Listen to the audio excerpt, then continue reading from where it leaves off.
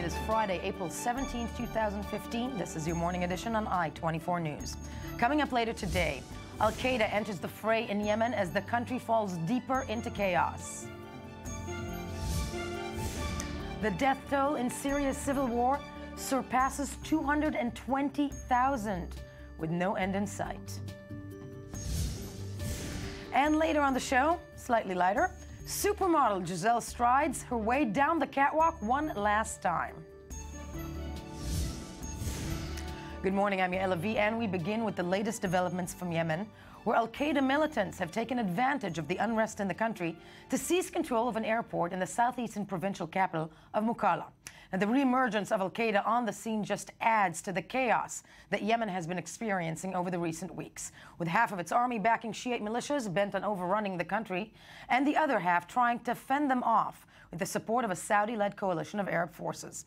Yemen's newly appointed Vice President Khalid Baha was in Riyadh yesterday in an effort to stave off a ground incursion by the coalition, stating he preferred to restore unity through loyalty amongst Yemen's military rather than with foreign troops on the ground. It is feared that such a move would only serve to expand the conflict, which is already on the verge of turning into an all-regional sectarian war, if it isn't already one. So to help us break it down, we are joined in studio by I-24 News senior Middle East analyst Ali Waqid. Ali, good morning to you. Before we break it down, let's take a look at the following report and see where it leads us. As Saudi-led airstrikes on Yemen enter their third week, it seems the situation is heading towards a turning point. Saudi sources says the military campaign has thus far been successful, having destroyed most of its primary targets, and that the kingdom is now preparing to enter the second phase of the operation. The new focus will be on more specific targets and missions. The possibility of a ground operation is still being considered, with Egypt and Saudi Arabia planning a joint military exercise. We are hoping that our people in Yemen will understand, and the casualties that happened already here now, that will not be, it will be more if it happened on the ground. As the game plan changes, it appears the other side is beginning to take stock of the new situation. Former Yemeni President Ali Abdullah Saleh, who is said to be aligned with the Houthi rebels, has asked Gulf Arab states to grant him and his family a safe exit from Yemen. Sources told Al Jazeera the request of Saleh, who was forced to step down in 2012 after a wave of protests against his rule, was rejected by Saudi Arabia. All the while, the United Nations has once again failed in its effort to end the fighting. The UN envoy to Yemen, Jamal bin Omar, has resigned.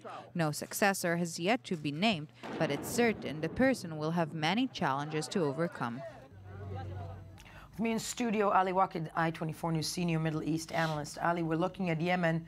Baha, the new player in the scene, trying to stave off this, Saudi Arabia coalition forces.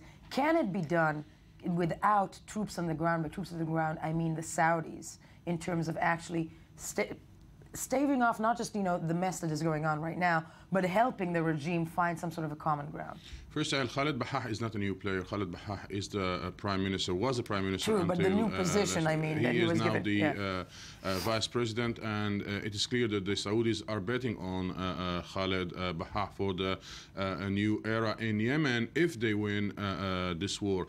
Yael, when we talk to Yemenite journalists and Yemenite experts, they say the following, that even if they don't appreciate the fact that the Houthis did make their coup and took the power the way they took it, they are against any external intervention of any military, whether it is Arab or non-Arab or foreign, force. any type of foreign. This is why, and the history proved that Yemen did not hospitalize and did not accept and hosted forces, whether they were Arab or international forces, and this will be the same. This is why the scenario that is most probable is, once again, the Syrian scenario, in which Saudi Arabia and some other Gulf countries will pick militants from Yemen, will recruit militants, the current militias that are acting on the ground under the name of the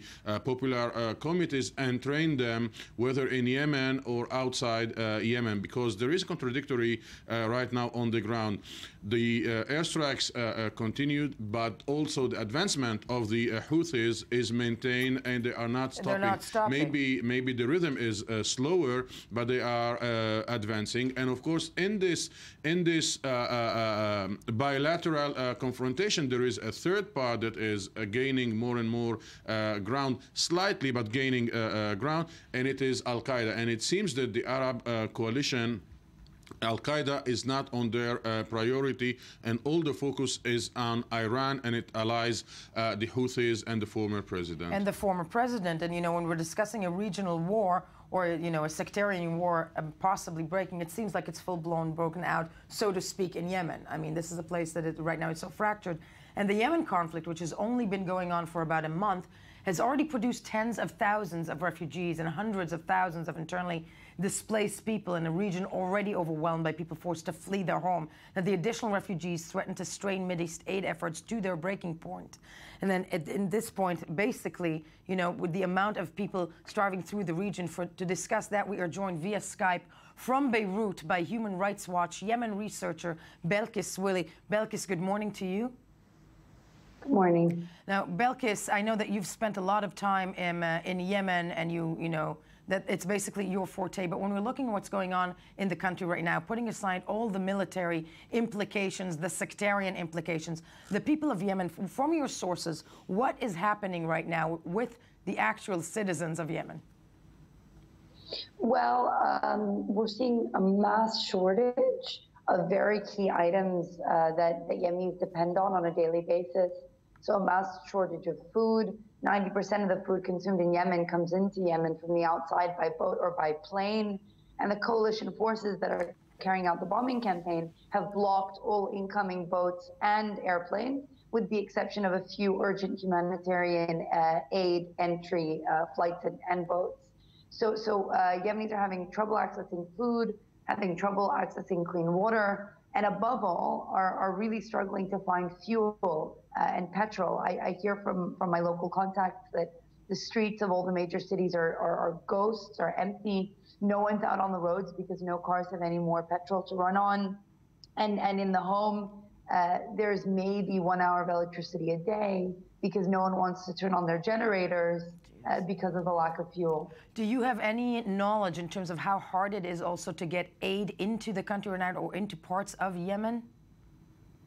Yes, I've spoken to aid organizations who immediately, when the bombing campaign began, reached out to the Saudis and other governments within the coalition to ensure that they could bring in urgent humanitarian aid. They struggled at first, largely because the Saudi government has never had experience before dealing with these organizations and was completely ill-equipped to handle the requests that they were making to facilitate and to bring in that aid. The situation has improved. The ICRC, Doctors Without Borders, and the UN have been able to bring aid in. But now what they're saying is the biggest problem is bringing the aid to the areas that most need it, because the fighting is raging now in 18 of 22 governorates in Yemen, meaning that a lot of areas are inaccessible safely for their staff. It's a devastating situation, to say the least. Belkis, thank you. Ali, I just want to ask you about Yemen. When you say that if the understanding is that there'll be no, that the Yemenites do not want troops on the ground, foreign troops on the ground, and the Saudis will, train militias, whatnot, that's going to take time, isn't it? Does Yemen have the time, is there time left for that before Yemen becomes a completely broken down country such as Syria? Yemen doesn't have time, and I want to comment about what Belkis said. Yemen was already a very poor country even before this civil war break Yemen into groups both on the right. geographic level and on the ethnical level. Yael, we are talking about a campaign that will take time. The Iranians are dictating the rhythm. They will keep the fire very low until end of June, until they will go there. They see whether there is the agreement with the international community is concluded or not, and then they will put their efforts, because for the moment they are focusing on the diplomatic track, trying to convince Saudi Arabia and the international community to launch an initiative for a ceasefire ceasefire and for a dialogue between the Houthis and between the Saudi-supported forces. And until June, no breakthrough is expected, but the signs show that after June, the situation will be much more complicated. Much more complicated. Ali, thank you, and you are staying with us as we move along.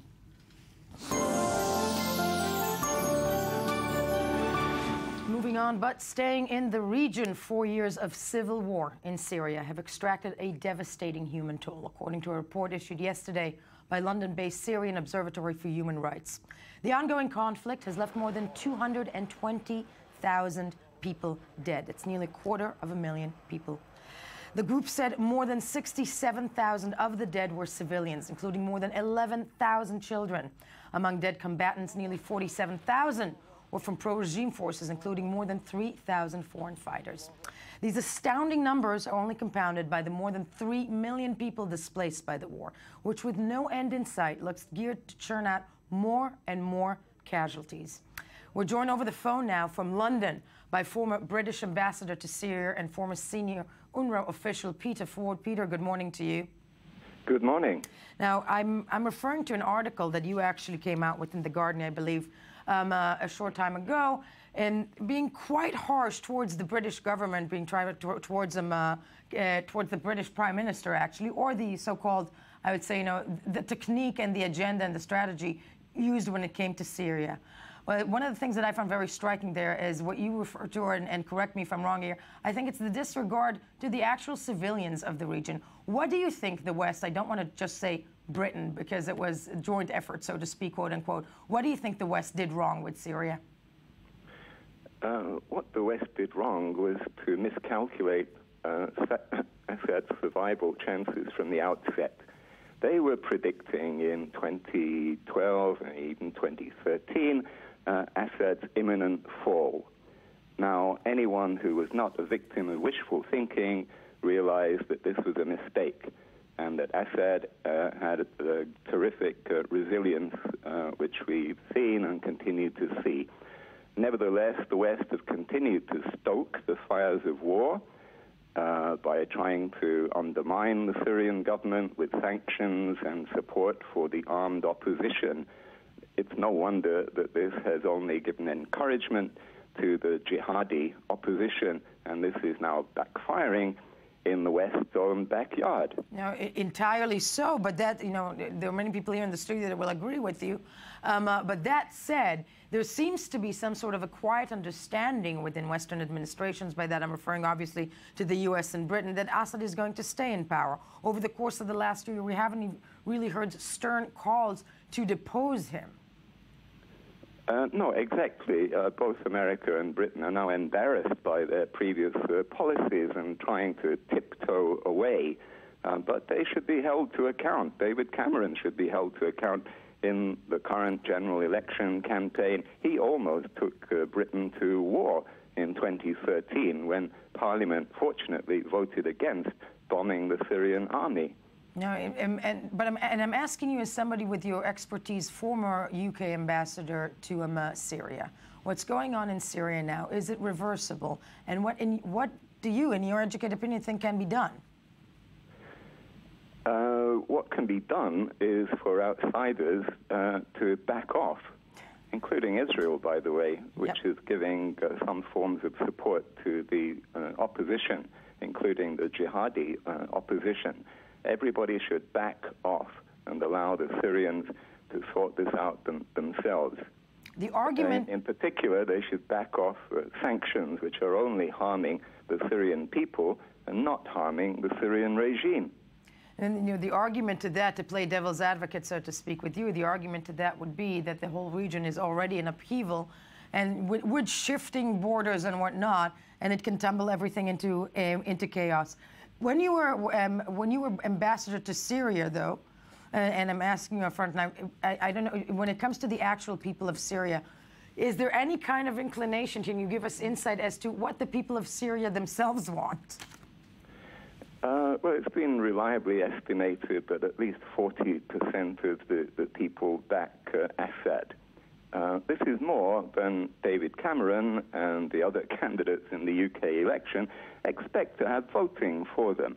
I think this figure deserves a little respect, and people from outside should stop meddling in Syria. I don't ask them to side with the Syrian government, but they should just back off and allow the Syrian government to deal with this insurgency. That is the only way to shorten this dreadful conflict. The people of Syria have suffered long enough. We don't want them to continue on the present trajectory, which means 15 years of war, similar to the Lebanese civil war. No, definitely. And speaking of the Lebanese civil war, that we marked 40 years to just this week. I want to touch with you a little bit on homegrown terror in Europe. Many analysts will argue and say that that it is actually something that is stemming from European policies towards immigrants on the continent. But I'm assuming you beg to differ, that the terror that we're seeing, that the homegrown terror that we're seeing in Europe is in direct linkage to what is going on in the Middle East right now and Western involvement?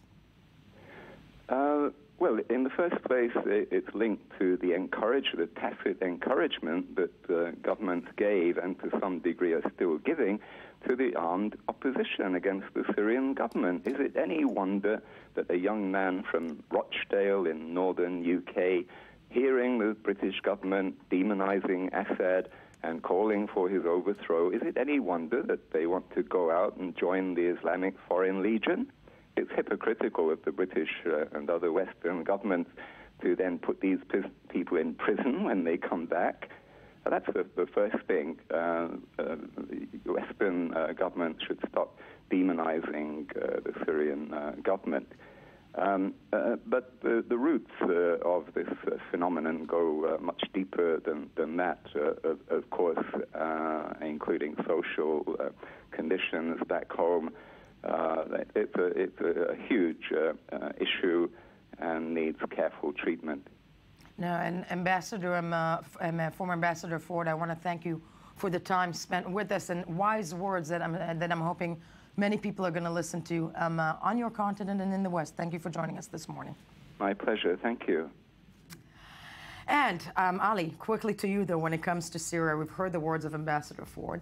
Not something that you hear from many former, I think, ambassadors to the Middle East, or maybe from many Westerners. But when it comes to Syria, and I'm talking about Assad specifically right now, because he's not going away, then again, the involvement in Syria of the West is not helping. Where is Syria heading at this point? Well, first, this is one of the most honest voices we've heard recently from the West. Yael, people and societies in the West do not want to see their forces involved in Syria, and the involvement and the implication of the West in this conflict is just making it lasting longer and longer. Also because of their strategic interests in the region. When Saudi Arabia is involved and the British depends on Saudi and Gulf oil, we are not going to see this change happening quickly. And just 2-3 days ago, the Saudis declared that the trainings of the Syrian rebel forces just started. And when we say that the trainings started, it means that there are Western experts training these rebels, and we should make no mistake. When we are talking about rebels, we are talking about jihadist groups. And former President Ford mentioned, Ambassador mentioned the Israeli implication. Here in Israel, we don't like to talk too much about this story, but more and more witnesses, both from the Golan side, but also from the Syrian side, speak about very clear collaboration between Israel and between the Jabhat al-Nusra, the official representative of Al-Qaeda in Syria. And Benjamin Netanyahu and the Congress said that the enemy of my enemy should be my enemy. And in the Syrian equation, he is just doing the opposite. He is adopting, supporting. And when you go to Ziv Hospital in Tzfat, there are not only innocent there, there are not only civilians there. It's fighters as well. Clearly, we're going to be trying to make sense of all of this constantly. But just one quick thing, last thing to you. I'm assuming that the watershed moment, the moment, not the definition, but all of this is going to come to a head come June. All of this is basically connected also to the talks that the West is holding with Iran, isn't it? Yeah, I think, and when the Russians say that they are going to sell the S-300 to Iran, we have reasons to believe that some of these weapons will reach Lebanon and will reach Syria, and this will no doubt complicate the situation. And I'm afraid that the conflict from Syria will leave the borders of Syria and will reach Lebanon, and hopefully Israel will stay farther from this conflict, but there is no guarantee, Yael. Never is in this region. Ali Walker, thank you for being with us this morning.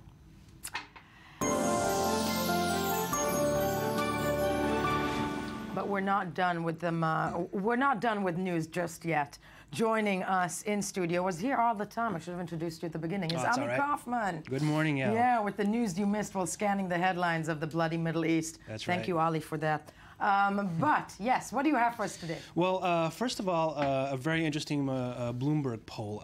You know, after decades of bipartisan consensus in DC amongst DC politicians when it comes to Israel, Israel is now turning into a really divisive issue, and we've seen that lately. That's the mildest understatement of the year. Yeah. Well, we're seeing it. We've been seeing it for the past few years amongst politicians, but now this poll shows that it's really trickling down, you know, into ordinary citizens. Israel is really becoming a partisan, deep partisan split. And we have some figures to show you that really show this. That's from Bloomberg, right? These numbers from Bloomberg. One of the questions that they asked is, which of the following statements on the topic of U.S.-Israel relations do you agree with more? Israel is an important ally, the only democracy in the region, and we should support it even if our interests diverge. 45% said they agree with that, but look at the numbers in the parentheses. 67%, 2-to-1, basically, of Republican voters. And Israel is an important ally, the only democracy in the region, but we should support it even if our interests diverge. 47%, 2-to-1 Democrats. It's a real partisan issue. It's smack in the middle. But the next figure, I think you'll really, really find amazing. It's really hard to fathom. When asked about the recent clashes between Israeli Prime Minister Netanyahu and U.S. President Barack Obama, who they are more sympathetic to, Democratic people said they are more sympathetic to Obama by 76% to 9%. Right. Look at the Republicans.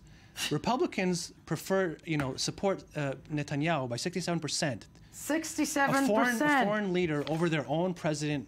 No, Obama. that's insanity. I didn't say that. Sorry, but it's a number that is just it is mind-boggling. Which is the time actually to bring in and wake up. Yes, Rebecca Shimoni-Stoll, Times of Israel correspondent and contributor to I-24 News. Rebecca, good evening, good morning, good night to you. Good morning to you. Yes. So I understand that Benjamin Netanyahu is about to become your prime minister. Sorry, your president. That's a joke, obviously. It is Friday. But those numbers and looking at that poll, Israel being the most divisive, issue, I'm assuming that statement stands and holds. Where does it put us now in the lead up in the next 3 months? And how bad is it when it comes to that issue being so divisive in the Congress, in the Senate, and after that, maybe also for the Jews of the United States? Well, first of all, I would suggest that the first place this puts us is that if I were a Republican strategist and I were trying to put my money on somebody in the Republican primary, obviously I'd back Benjamin Netanyahu. But if that's not an option, right? In all seriousness, since it is news and not just Friday, true.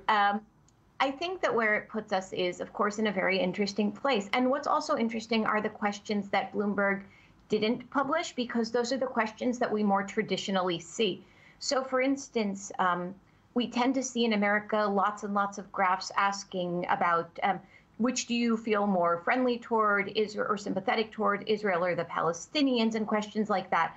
So I think part of what's interesting about this Bloomberg survey is just the nature of the questions themselves, which are questions that are a little bit less anticipated than you'd usually see. So, for instance, support for Israel is a question that we'd see generally. Support for Israel, even when it's in contradiction to America's policy interests, is an entirely different question. And so when we see this sharp partisan divide, the first question that I ask myself is, what would this have looked like if we had asked the same question 10 years ago? Or what would this have looked like if we asked the same question 20 years ago? And of course, I'm not sure. It's interesting. The split on Barack Obama, probably is as reflective of the deep partisanship over the figure of this particular president as it is over support for Israel. Right. So I would also look at that. Now putting all of, go ahead.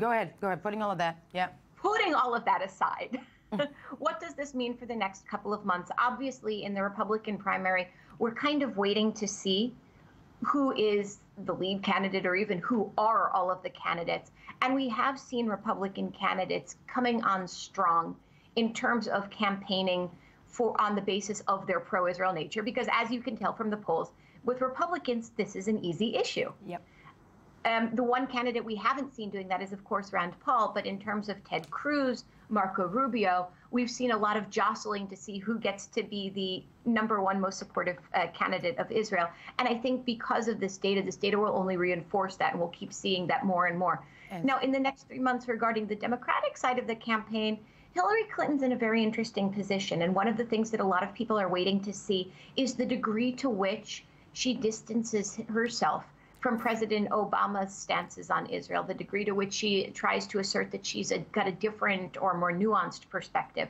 And I think that's going to be very interesting in the coming months, but she's not going to have to show her cards early because she can let the Republicans fight it out in their primary season still for a while. No, valid points. Rebecca, thank you so much for being with us from Washington. Ami, one last headline, sadly, in the time that we have. Speaking of Israel being a divisive issue. Right. One last headline from Israel. Haaretz leads with a pretty big story, but I'm not sure it's that big as we think. 16 out of 28 European Union foreign ministers sent a letter to the EU Foreign Policy Chief Federica Mogherini, urging her to get that process of labeling goods from settlements. Right. This is a process that actually started about 2 years ago. True. It was stopped a few times due to pressure from Secretary Kerry, who wanted to get negotiations started again, and then the elections happened, and it's just been stalling for 2 years.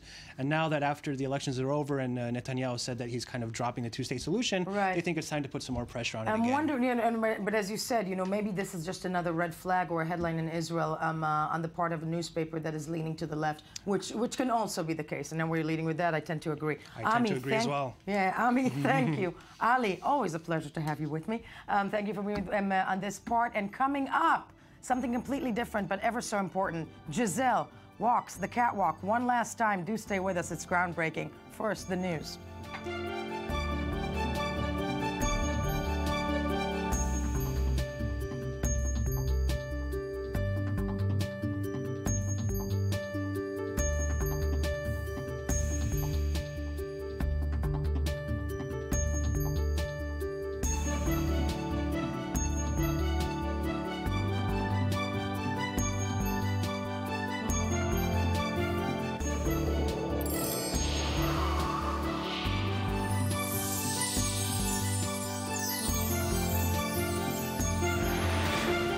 Good morning. Welcome back. It is April. Oh boy. Anyone? 17th. Okay, and it is 2015. Got that one right today. Wow. Spot there, exactly. Ami Kaufman and Ronnie Stav with me in studio on this fabulous Friday, because it's Friday. Thank Allah. I just bring it all up. I'm just saying. Ronnie, culture contributor to I-24 News, and my personal favorite. I say it to everyone. Thank you. Oh, damn! I got so excited for a moment. With the culture / pop, whatever we need to know. Whatever we need to know. Do you know that Giselle will not walk the runway anymore? I think we need a moment of silence. How do you feel about that? Oh my God. Moment of silence here. After 20 years in the catwalk business, she will not be walking anymore. You know what this is? I know what this is. I think I do. I have That's this. the world's smallest violin. Exactly. Yeah. So, yes, she walked her last show last Wednesday. And it's so, it's so devastating. Before we break it down and delve into it, we have a report about this. We have a report. Please do. Let's take a look. Please let's take a look at the report. There were tears, hugs, and a standing ovation Wednesday as supermodel Giselle Bündchen graced the catwalk one last time after 2 decades on the runway. Gente, é muito triste It is very sad because Giselle is the best model in the world. Everyone understands that it is the right time for her to have a moment for herself and for her family, but for the fashion world, it is awful, very sad. Bunchin, age 34 and the world's top-earning model, made her final strides at São Paulo's Fashion Week, the same event where she made her debut 20 years earlier. Giselle opened a lot for other models. She simply killed it once again in this catwalk. It was very emotional to see her last show. I loved it. Married to New England Patriots star Tom Brady, the blonde beauty is also well known for being an environmental activist. That's injustice. In 2009, she was designated a Goodwill Ambassador for the United Nations Environment Program, and in 2014, she became a board member of the Rainforest Alliance, a non-governmental organization that promotes the conservation of the world's biodiversity. Giselle has notably been the face of Chanel and also worked with the likes of Valentino, Victoria's Secret, Versace, and Louis Vuitton. I'm going to say it because it's Friday. She's so Please pretty. do. I know. It makes it She hard is for so me pretty. to hate her. No, you can't. You You can't. cannot She's hate so her. pretty. I know. She's lovely Damn. and she's wonderful. I'm This sorry, last- chick talk. Yeah. But a good chick talk. A good They chick always talk, say exactly. that we just envy each other, and we're like happy to envy her and say that she's fantastic. No, so I it's pretty okay. much hate her. Oh, okay. It's okay. It's fine with me. So she worked the runway for Colchi, a Brazilian brand in Yeah. Sao Paulo Fashion Week in Brazil. She And she- posted and we an were just Instagram saying photo. what? Yeah. I think we have the Instagram Oh, yeah. photo, I'm pretty sure. And she's writing there, I am grateful that at 14 I was given the opportunity to start this journey. Today, after 20 years in the industry, it is a privilege to be doing my last fashion show by choice and yet still be working in other facets in Look at the that. No, look at that. business. She's 14 She's here, right? 14 here, yeah. Okay. Yeah. I'm going to say that if my daughter ever looks like this at 14, she's been locked in the basement. She's going to be locked in a basement In a forever and basement. ever. Forever and ever, I'm my not God. sure that's a good idea because Giselle, you know, she's the highest paid model in 2014. Do we have numbers? She made $47 million in contracts in 2014. So I think that you kind of can let your daughter just go and do her thing. I'm I about think to it's start okay. crying. She made $47 $47 million. dollars $47 million. from being a model. Yeah, okay. yeah. According to Forbes magazine. Okay. But yeah, it's nice that she's, you know, she's like leaving at the height of her career. Yeah, and she is saying she's only leaving the runway. She's not leaving the fashion industry. She wants more time with her family and for special projects. So, and she's saying, my body told me that it's time for me to move on. I think that her body told her that she is hungry. But it's okay. Everyone can have their own. I want to eat, damn it. Yeah. It's like, okay, if we enough. subtract 14 from 34, Yes. then we've got 20 years that this of woman starvation. Of starvation. Of starvation, and she has enough. But she's beautiful, and she is contributing to so many causes. Yeah, and no. She is lovely. In It's her okay, last be mean, it's me. in the last catwalk, we could have seen that in the end, like her last walk, she walked for 3 times. In the last walk, all the models came out with T-shirts with photos and drawing of Giselle. It was a very Oh my God, how it narcissistic! was no, a very I can sing that. guru of They're fashion all moment. wearing Giselle. Yeah. Oh my God! Yeah, they're all wearing Giselle, and she's crying, and she's so pretty when she's crying, and it's lovely. I remember when I did that. Yeah. Yes. Okay. Yeah, you remember that time. You know who was happy? I saw a shot there of her husband, who's Tom yeah. Brady, Tom one of the Brady. most successful quarterbacks in the Yeah. NFL. Yeah, he was New sitting England front row. Wait, I'm just. Ami He knows looks pretty his happy. football. Yeah. Of course, okay. come on. Yes, no, he must be happy. He must Okay. be happy. Yeah, honey, come, let's go eat. All right. Yes, exactly. So for some more girls, but please, very different type of girls, very different body image. Actually, one of the girls that actually created a new body image, I would say, in the past couple of years, Lena Dunham. Yes. Star and creator of Girls. We already heard that last January she will be joining The Simpsons as a guest star. Yeah. Super exciting. Now we also know that her Brooklyn friends will come with her. So Alison Williams, Zoshia Mamet, and Jemima Kirk will all join this episode, giving their voices. Right. Now it's the in the season 27 premiere. We will see Marge divorcing Homer. File divorce against Homer. I'm speechless and horrified. I know. Yeah, I know. I mean, I'm like, what? Yeah, and it's happening this Sunday. So you better get they are breaking up, and Homer will be dating a new very. That's almost like Tom Cruise divorcing Nicole Kidman. Oh my God. I have no like idea that. where. Yeah, I have no idea where that came from. So wait, Homer's leaving the house. Homer is leaving the house. leaving I home. don't know if he's gonna leave the house. Maybe Marge is going to Hawaii. But I I'm think not also, sure you know, the highlight of this is that The Simpsons has been on for 20 How many seasons? It is 27. It is the 27th season. Yeah. Wow. That's insanity. That's the longest running show. Yeah, and everyone's still excited about it, and it's up to date as we can see. So definitely, and like and you know, stars giving their voices, whatnot. Lovely. Yeah. So she will be doing Candace, a young and funny pharmacist that will be dating Homer, and Kirk and all of her friends, Williams, Kirk, and Mamet will all be her friends, telling her why Homer. What is wrong with you? I'm nodding because I have not watched Girls that much yet, but yes. Okay. And one last one. And okay, so looks like Bill Ward is still very much not excited about Ozzy Osbourne.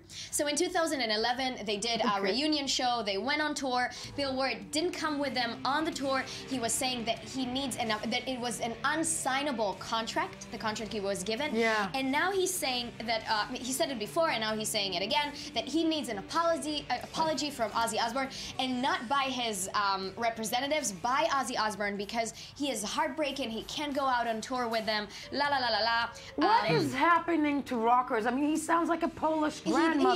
He does. And I mean, Ozzy Osbourne was saying some things. I mean, he called him in August 2013 one of the hardest insults. He called him incredibly overweight. I don't think he could have done this gig, to be honest. A drummer has to be in shape. He's already had 2 heart attacks. I don't want to be responsible for his life. Nasty. So nasty. And at the same time, maybe he's just really concerned. Maybe he's concerned. Yeah, we don't know. Maybe he's concerned. I mean, I don't want that fat man dying on my stage. Yeah. I don't know. More or less that thing. And looks like right now he keeps on releasing statements saying, I still need an apology. I still need a new contract. Black Sabbath is kind of like, we're kind of carry on without you. And we're totally fine with that. They're going to go out with the Rage Against the Machine drummer, Brad Wilk, and Ozzy solo drummer Tommy Clufetus, and he will be joining the tour. The drama and soap opera the drama in the rock business. The soap opera that is, in the rock business, or you know what happens when rock stars get old. Yeah. That's kind of it just like that's kind of like well, okay. But Ronnie, you're locked in studio as usual. That's it. And Patti Smith is releasing a new book. I just had to say it. We don't need to talk about it. I know Patti Smith is releasing a new book. Yeah, and it's super exciting after the Just Kids. There she is. After Just Kids, going through 70 years in New York, now she's releasing a new book, The M Train, talking about the train that she took from her home to wherever she needed to go. It talks about 18 As stations. one does on the train. No one knows. 18 stations in her New York life, cafes, places that she's been, and it's That's a super great exciting. idea for a book. And it's Patti Smith. It's Patti Smith. It's Patti Smith. I know. It's everything that's wonderful about this world. This new book. Whatever's left that's wonderful. This works. Same here. Which excited. is, as excited as I am, it is the time to move our attention. That's okay. Our female attention. No, together. Together to Ami Kaufman, who's here with the web review, the spiral viral that is the web review. Spiral viral. Hit me. Okay, I'm going to utter the word that gets all our hearts pumping. Please. Kardashian. Yes! Kardashian. Kim Kardashian was here with Kanye West this week. Yes. To christen in a Jerusalem church their daughter, I forget her name, I think it was It North would be something. North. It's North. You forget her name? Northwest or North Star, or I don't know. Northwest. It's Sounds Northwest. like a name of a hotel. Or a Hitchcock movie, yeah. Well, Kim and Kanye met with the Jerusalem mayor Nir Barkat, and he took them out to dinner, apparently to a non-kosher restaurant. And this got an ultra-Orthodox website a bit angry. Now, what happened when the ultra-Orthodox website called Kikar Shabbat, which I guess is like the Shabbat Square, Shabbat Square, something like that, right.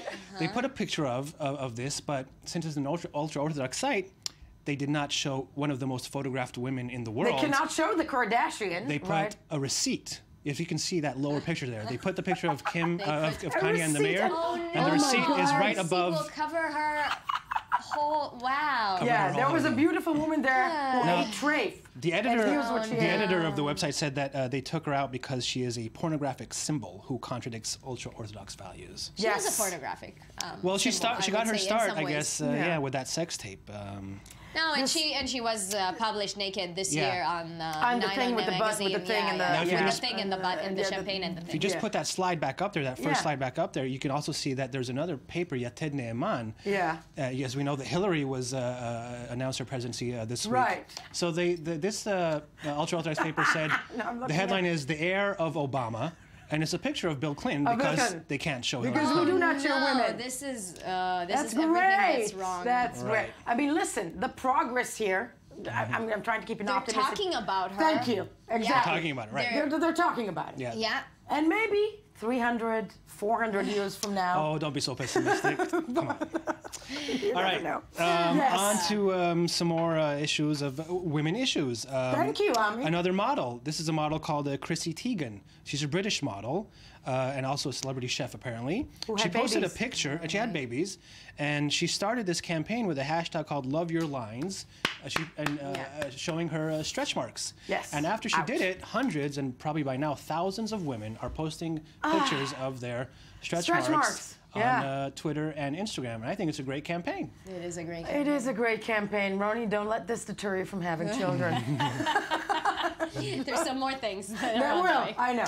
Yes. Okay, I'm really happy about this one because I am a huge fan of Robin Williams. May he rest in peace. Yes. And there's this video of this man who does the most amazing impressions of him. He's perfect. It's unbelievable. Really? And this video has gone totally viral. And we can watch this? You are going to watch this just a few seconds. I recommend watching the whole thing when you get back. Okay, but let's take a look. This is the Robin Williams image. Let's take a look. Being naked is the only way you can enjoy it. Jack, have you ever heard of the story of the Fisher King? No thanks. Good morning, Vietnam! We interrupt the sucky weather to bring you this. Yo, the name is Batty. I've gone quite matty. My logic is erratic. No, you gotta fantasize the woman, yes. He's amazing. But it's not just that. He's he amazing. looks like him. He looks like him. He does everything like the It's mouth, not, he the does it very eyes. well, but he looks like him. It's like Robin Williams alive at 20 or 20 And the something. voice as well. Something about the voice sounds exactly like him. It's slightly creepy. Eerie, but it's amazing. Yeah, but okay. Watch the whole 2 minutes when Freaky you get Friday. back. Thank you, Ami. And Now, how many passports do you have? I hope you have a lot. Passports? Got two? Okay, I get me two. too. Oh, you're so lucky. There's a site out there. Wow. Okay. A financial advisory firm called Art and Capital put out a passport index, and it's on the web right now. And it shows which is basically the best passport to have that gives you access to the most countries. Right. Who is on the top of the list? I'm afraid to guess who's on the top of the list. Well, it's pretty kind of obvious. Well, the it's US, one, the US and the UK, obviously. they give access Yeah. to 147 countries without an advanced Without anything, visa. yeah, visa. And after that come France and South Korea and Germany in second place with 145 countries. Ka-ching. Followed by Italy and Sweden and some more countries. So you got to have a European one as well. That's good. You want an American one and an EU one. Right. Especially if you're living in the Middle East and it's all a sectarian big war. There you go. Yeah. Israel isn't doing too bad. Israel's in 16th place. Are you kidding? 16th place. 16th place. That's a good one. It is. Ronnie, and who is in? and listen to I'm the still okay. listen to the few countries who are in last place, in the 80th place. The Solomon Islands, Myanmar, South Sudan, Sao Tome and Principe, and the Palestinian territories. Okay. There you go. Okay. Yes. No. That says it all. One last one. One last one. A huge sperm whale landed on the beach just south of San Francisco, and nobody knows how it died. No, I know. Nobody really knew what to do with it. I got 30 seconds to finish the show on a sperm whale. Guys, do stay with us. We have the best of the week coming up right now. The week that was the morning edition. Of course, check us on Monday morning, the place to be. Start your day next week with the morning edition. And now the best of. It was a pleasure. It's Friday. Goodbye.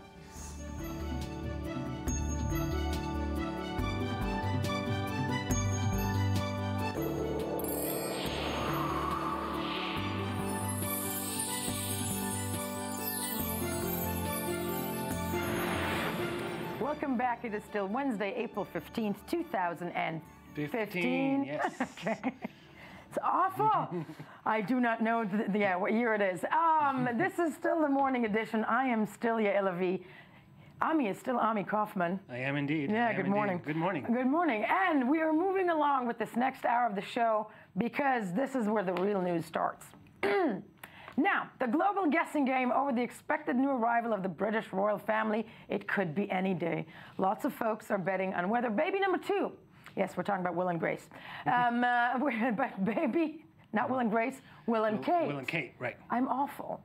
Yeah, at least you got the year right. I got the year right. Will and Kate of British fame, yeah, the prince and the princess, expecting baby number 2. Will it be a boy or a girl, as well as what will the child's name be?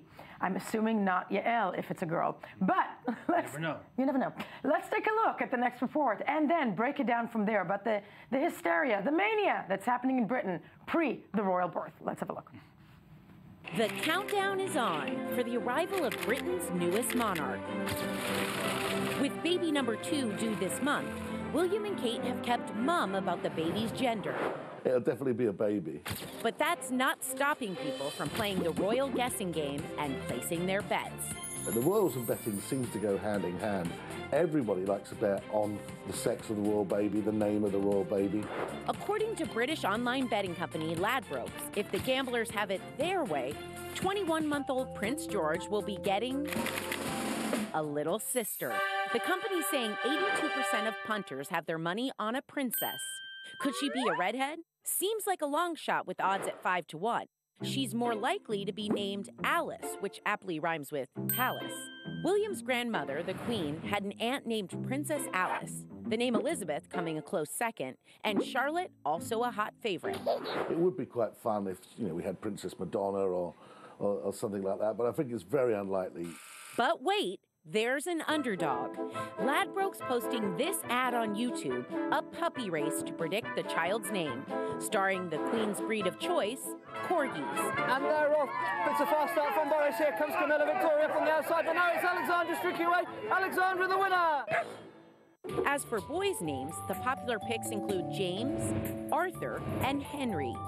Bookies also taking bets on the baby's birthday, many expecting the stork to visit on April 21st. Wow. We are joined from London, the UK, by I-24 News' Jonathan Sachadati, I-24 News contributor Jonathan Sachadati. And Jonathan, because I'm sure, I think your mother probably did exactly what I did, which is what we saw in that piece. And before naming you, she had a dog race. But so, Jonathan Sachadati, first of all, come on, how excited are the people of the British Isle? I don't care how excited they are. I am so excited that a woman I've never met is giving birth at a date I don't know. Okay, no. Entirely so.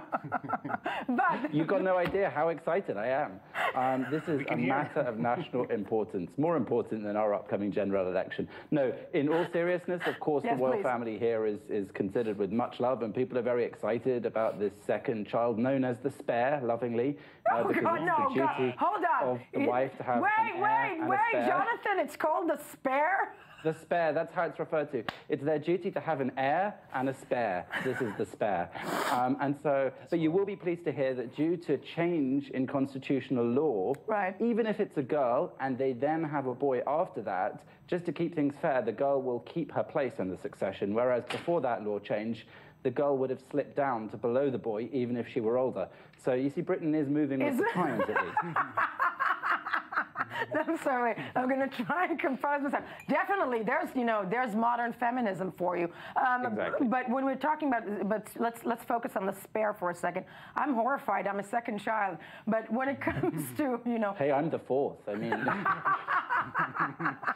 Okay, so there's that. But first of all, baby George is what? How old is baby George now? He's more than one now. I should have checked that. He's a baby, and we've got a new one coming. He's, sort of that big. There'll be a lot of memorabilia as well, which is also very interesting. We have to talk about the memorabilia, because the one thing I remember about living in London, and that I'm sure that you are out there buying everything. What is already out there for the new baby? Everything. My collection is actually just in the next room. It's too big to wheel across into the studio, but there you go. No, what we know is that there will be a coin released by the Royal Mint. That happens after the birth. That happened after Prince George was born. A commemorative £5 coin, I think they released then. And there will probably be the same. There was an official range of china that was released. Then, of course, there'll be all the unofficial tat, which gets released: tea towels, mugs, china plates, more or less anything you can think of. Baby grows. Anyone will cash in on the birth of this baby if they possibly can. So there will be baby-themed everything. And, of course, there is actually a slim chance. So all this betting over when the birthday will be, she lets slip, apparently. Those of us who watch her every move will have seen this. She lets slip to all the time. She lets slip to someone in the crowds when her rough due date was end of April, she said. So people are guessing around the 25th of April. Of course, if the baby's a couple of weeks late, as I believe Prince George was, it's quite possible that she could give birth on the same day as our general election. Can you imagine? I don't think we'll know what to cover on the news. No, really. I will not know. And first of all, Jonathan, you will be on constantly. That would be it. That would be it. You would be only it. But no, it's fascinating when we talk about the betting, and before we touch on the actual important stuff, such as the name issue, if it's a boy or a girl. But when it comes to tourism, I mean, I'm assuming financially, let's touch on what the royal family is for England, because I'm American, and when it comes to Americans, the only thing we know about England is the Queen. We're the first ones to admit it. But it's bringing a lot of tourism in, isn't it?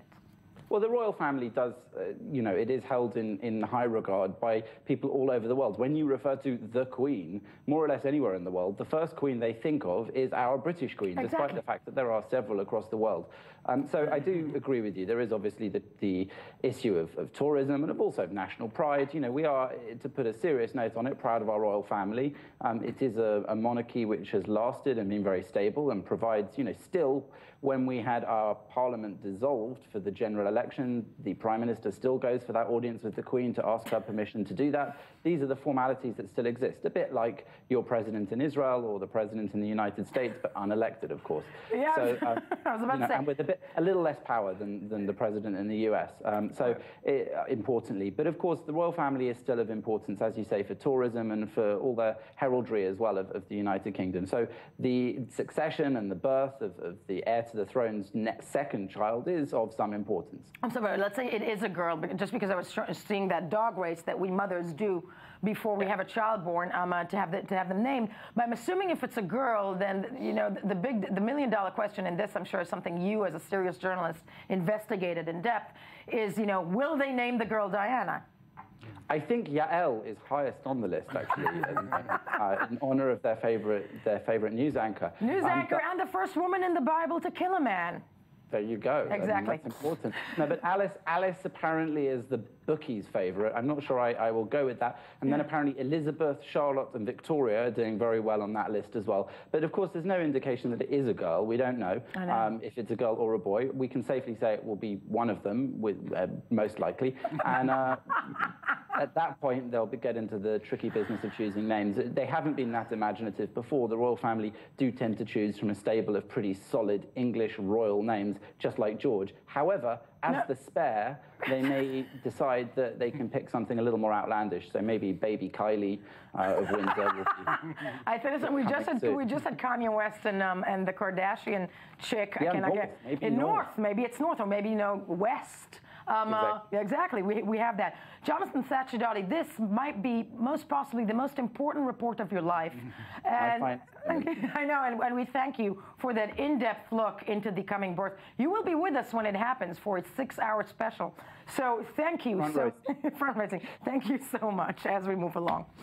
And yes, Ami, I don't know how you can beat that. That's going to be a hard act to follow. Jonathan really did. Definitely. And as again, I will mention, to people before we get into the viral spiral that is the web review, that you are married to a British woman. I am married to a British woman. She's also following the story very closely, as far as I know. As far as you know. I don't think as closely as Jonathan. But she's there. She's there. She's in it. She's in it with the British She's people. not betting on the names yet, but... okay, then we have to ask her. We have to. Yeah, I'll ask her Moving on to the spiral viral but we are staying with Britain, fortunately. I am ashamed to say I did not see the Oscar-winning movie, The Imitation Game. I don't know if you have, but I'm ashamed to say I did not. We have kids, Ami. We don't see anything. That's the same reason. Okay. Exactly. The Imitation Game is about a mathematician and computer science pioneer who broke the Enigma code that was used by the Nazis. By the Nazis, very famous mathematician. It was the lead role was played by Benedict Cumberbatch, and he did very well in that I'm so glad movie. you said Cumberbatch. You like him, right? No, I like him Cumberbatch. Oh, you can say it as many times. Like we have Cumberbatch, yeah. Anyway, this man's notebook, the one that he wrote his calculations in, was auctioned yesterday, and it was sold for over $1 million. Did very well. Yeah, that Alan Turing. Now, I don't think people realize, being a World War II buff, how important Alan Turing's role was in the battle against the Nazis. They say that he basically won the war. He won the war, exactly. He won the war. So listen, if a notebook goes for $1 million, amen. Shameful how they treated him after the war. As a gay man. As a gay man, they tried to treat himself. him for his homosexuality, and apparently committed suicide with some cyanide. Fun times. Very sad story. But the notebook sold for a lot of money. And speaking of money, this next story comes from the New York Times of a company from Seattle called Gravity Payments. It's a credit card payment processing company, and their CEO, their founder, decided that he wants to make the minimum wage now in the company $70,000. Seriously. Which is amazing. That's the minimum wage. That will be the minimum wage. He's working to get to that goal in 3 years. Where do we sign up?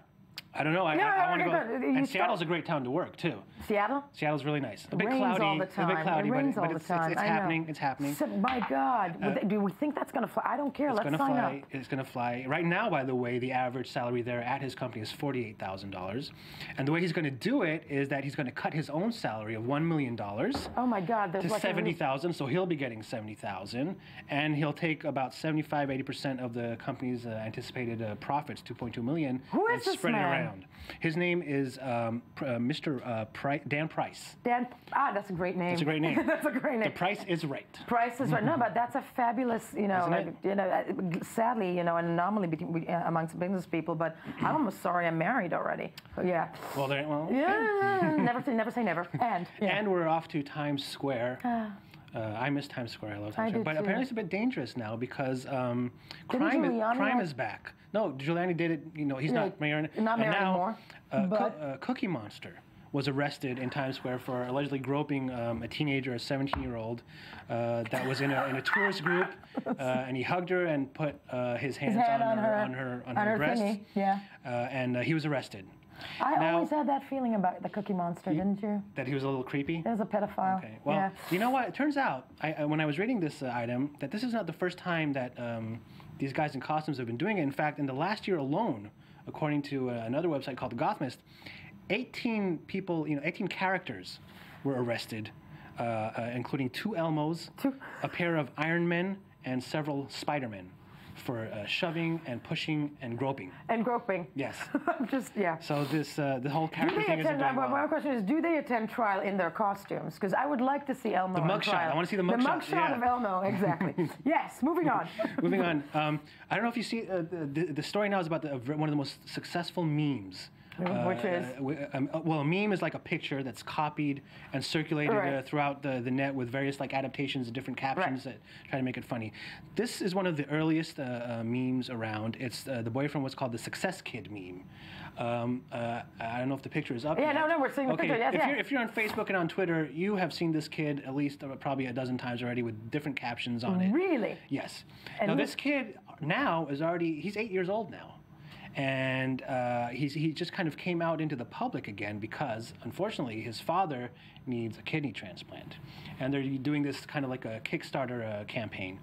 And since he came out, they raised almost all the money just because they're using his name. His name. No, it's but essentially this is like the birth of the meme was this kid. Yeah, well, he was one of the first out there. One of the most famous memes out there. Wow, okay. I've used them numerous times.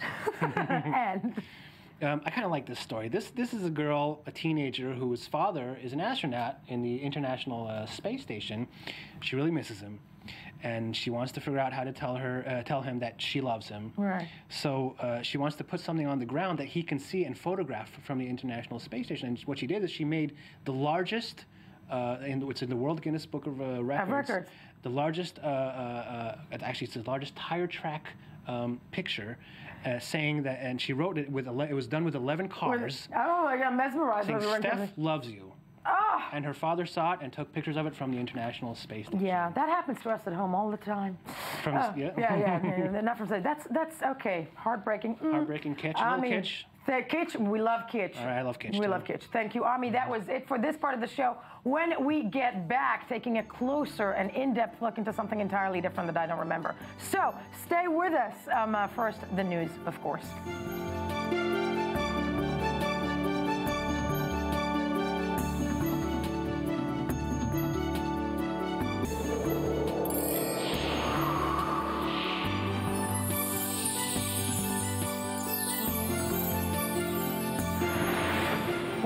It is still Monday, April 13th, 2015. It is still the morning edition. Last I checked, I am still Yael Avi, and thank you for staying with us as you should have. Why?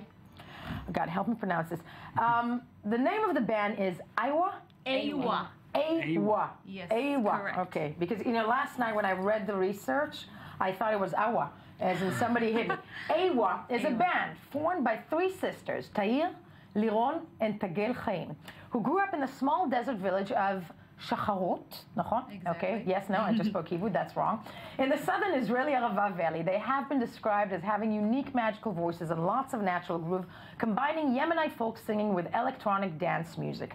And their intriguing debut album of, again, say the name, Aiwa, produced by Tomer Yosef, has been released recently, containing mostly love and protest songs of women in the Yemeni Arabic dialect that was passed on as an oral tradition.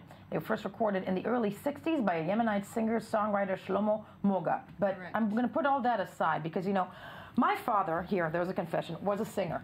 Wow. For many, many, many years, he played just with a guitar player who was Yemenite. And he had the same famous line about him every time he was on stage in the States. And it was, ladies and gentlemen, with my guitar player, every day is, you know, a celebration, and every night is a Yemenite.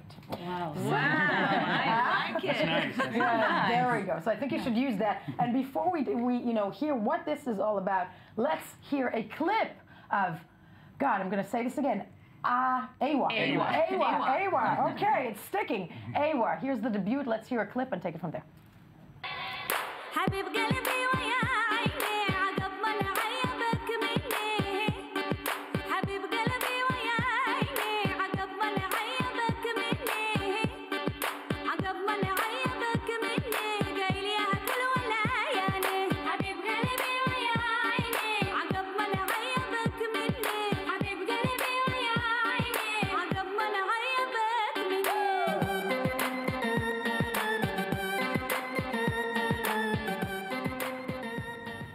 Wow.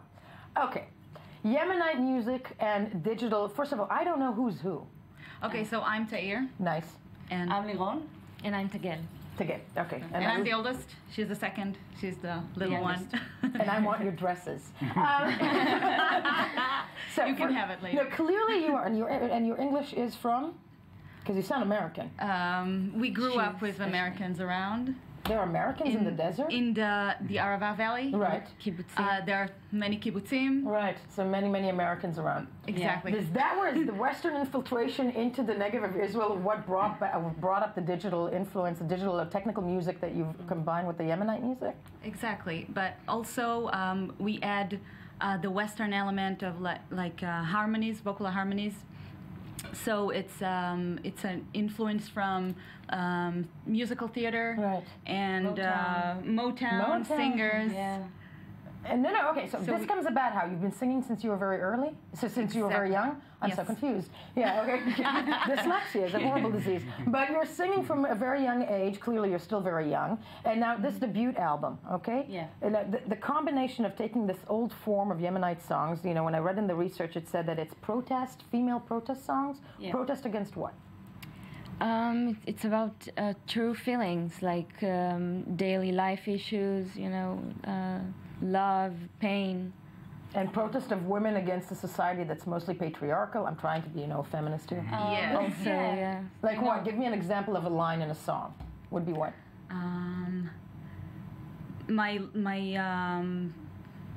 my love, who turned you against me? Like, yes, the jilted woman, of course, who turned you against me. Yeah, who's the hoe? I said that on air. But that said, well, how is this being accepted by audiences? I mean, the album was just debuted. You perform, you've been in front of audience. How is that being perceived by an audience? Reactions. We received so many beautiful comments, here in Israel and also abroad. And it's heartwarming, because people don't really understand the lyrics, but they get the groove and they, relate to the emotions, I guess, because we They sing enjoy with the melodies, I think. Yeah. And sometimes the lyrics, I don't know, the language sounds a bit exotic, maybe, like that. So listen, it worked for Gaza, for many, many years. But it sounds beautiful. I'm wondering also out loud with you. Yemen is going through so much terrible stuff nowadays. Yeah. When did your family leave Yemen? Your parents, I'm assuming. No, our grandparents immigrated to Israel in 1949. So many years ago. Yeah. But still, growing up in the Yemenite tradition, I'm assuming in Israel as well from a very early age. Yeah. Okay. I'd love for us to hear a little bit because Ami actually is also a singer. That's a lie. Yeah, that's a lie. But I'd love to hear a little bit. I know you don't have all the... It's all about percussion. But when you say voice harmonies, is there something that you can sing for us that is just a cappella here in the studio? Yeah, so what would you like to try? The lullaby song? Yeah. Cradle song, okay. Ooh-way-ya, ooh-way-ya, ooh-way. Oh, beda ramani-ye, ramani-ye. Yel'abu khawlani-ye, khawlani-ye.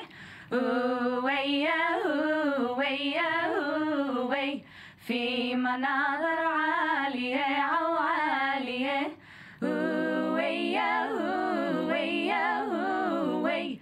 واخوتي دمانية دمانية ويا ويا وي ويا ويا وي. That was gorgeous. That was gorgeous. I am joining you. Okay, I will be the fourth one on your band. All right. Okay, I know there are not many blonde Yemenites, but I think very refreshing. I know. I think I can be the first. I'll just be standing in the back doing little voices. But you're touring already. Where can one see you guys? Barbie, May 20th. That's in Israel. And when it comes to overseas, you're hoping for also, to put this album up, to put it forth also overseas, I'm assuming. Yeah, exactly. In Europe. But it'll take like a few months, something like that. No, I'm loving these. What do your parents think about this whole thing? Oh, they're very supportive, and proud. Yeah, they're proud of us. They should be. Yeah. No, completely. And when it comes to the fact that it's just, just women, singing and whatnot, I think it's always a commendable thing. This is a women-themed type of day. Hillary Clinton is running for president, and Yemenite music is making a stand. I'm all for that. But you're locked in studio now with us as we move along to the real news of the day. Yes. Yeah, well, first of all, with all due respect to Hillary Clinton, the Kardashian sisters. Yeah, hold on. The Kardashian sisters. I have to say, when it comes to you girls, you can beat the Kardashian sisters. I think you need your own Yemenite reality TV. But I did not introduce yet. I did not introduce Ami Kaufman with the viral spiral that is the web review, that anything that is trending on the web is right here with this man. Shoot. By the way, speaking of trending on the web, I see you guys on my Facebook feed like all over the place, so you are very, very trending. I hope that helps a lot. But back to the... Yeah, and Ami Kaufman is a Facebook machine, so he knows what he's talking about. That's not always a good thing, though. But okay. Anyway, the Kardashian sisters are the paparazzi alert. They are landing in Israel apparently today.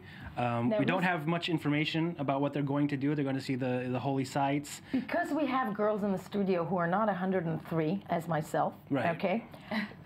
What are the Kardashians famous for? I don't know. I have a feeling, neither do you. I honestly don't know. I'm pretty up there in my age as well. The Kardashians coming to Israel. Maybe they want to join you. Maybe. They do have the dark hair. No, I think she went platinum, didn't she? She went platinum. That's not going to work. Ashkenazi now. Yes, moving on. Moving on. Are you a Nelly fan? Do you people know Nelly? the rapper Nelly? Yeah, we know Nelly. Rapper, okay. Yeah. Well, Yes, Nelly has come upon some hard times, and he's been arrested for multiple drug charges. He was pulled over by cops yesterday.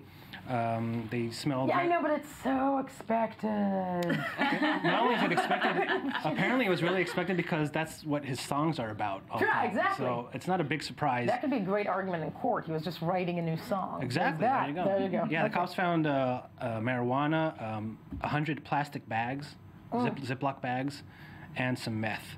So he's in trouble. 100 plastic bags. Yeah, just Okay. empty plastic bags. But he's a good, apparently- but he wraps them well. Yes. Rum pum pum. Yes. And Now, if there's anything that I like, it's items about celebrities that think too much of themselves. Yes. And they rule the world.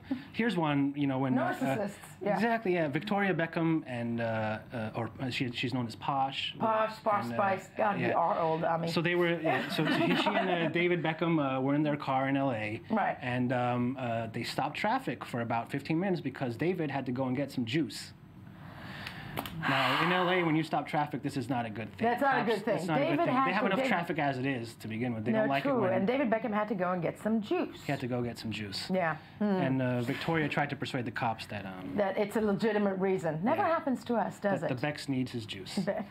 I'm a Top Gear fan. I don't know about you people. Top Gear is a very famous BBC auto show. No, it's a guy. I know of Top Gear because I'm married. Yeah. There you go. And but recently isn't the Top guy Gear who beat his producer? Jeremy Clarkson, the top show host, was the show was taken off of the air because he hit one of his producers in what was called a fracas. A fracas. Yeah, that was the word that was used in headlines all over. It was called a fracas. That's a very British word for an argument. It is. Yeah, we had a fracas. And millions of viewers, are left in limbo because the show is taken off and they love it. It's huge. It's huge. It's one of the biggest shows really in the world. So I want to give you an advice for television. Do not beat your producer up. It won't happen. Won't happen. Wait, let me just write that down. Yeah, write it down. Jot that down. Do not no beating of the producer. Yes. But Jeremy Clarkson said that he might be back somewhere else. As in what, the WWW? No, maybe another channel. So just a little. That's a good point, actually. But he might be back in another channel. In another channel. It's like Israeli politics. You can never, never check out, like the California Hotel. And do we have time for one more? Yeah, we have time for two more. Great, because this is a good one, especially for all the women apparently in the house. All the women in the house. I don't think any. I don't know if any of you use Tinder, which is a dating app. We don't use it. You don't use it? That's great. No. Because there's a reason. Such dangerous territory. There's a reason why you don't use Tinder, because it's apparently pretty gross. Really? What is Tinder? Well, it's a dating app where you just kind of swipe people. You see pictures of people and you swipe them, and then usually what men do is they get all kind of a bit too graphic with their language, and sometimes it's just really sexual harassment. So one of the there's a new app called Bumble, and it was founded by a woman who was the deputy CEO of Tinder. She left Tinder because of those exact reasons, and she made a new app that is more feminine friendly. Oh, that's a brilliant revenge. It is. It is. It's really good because she actually had a big fight with them. She sued Tinder. She complained the CEOs of sexual harassment towards her. She left and she made her own thing, and it's basically the same thing. It's like Tinder, but the main difference is that the match is only made. Only the woman can strike up the conversation. Nice. The woman has to be the first one to start. Nice. So girls, if you're looking for a date, I'm kidding, of course. Stay single for as long as you want. That would be Tinder. And one more. And one more. We'll end on a happy note. Jessica Biel and Justin Timberlake welcomed their new baby boy. Wow. No Timberlake fans in the house? I thought that was going to get a lot more. We actually are. I personally I'm so happy. And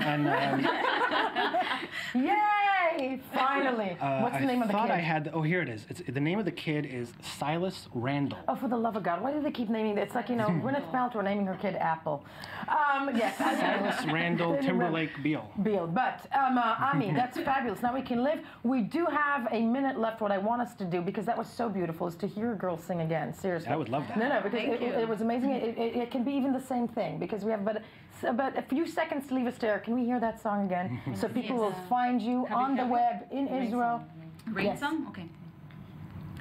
فضلك يا سايق المطر تشكر يا سايق المطر فضلك يا سايق المطر تشكر يا سايق المطر تحمد يا سايق المطر. Yes, as we said, Ami and myself will be joining AWA soon on the road all around the Middle East, not in Yemen, but still, girls, that was beautiful. Ami, wow. Do stay with us when we get back. When we get back, I think we have something more about economy and anything and everything that you need to know about tech. So it's going to be interesting. First, the news.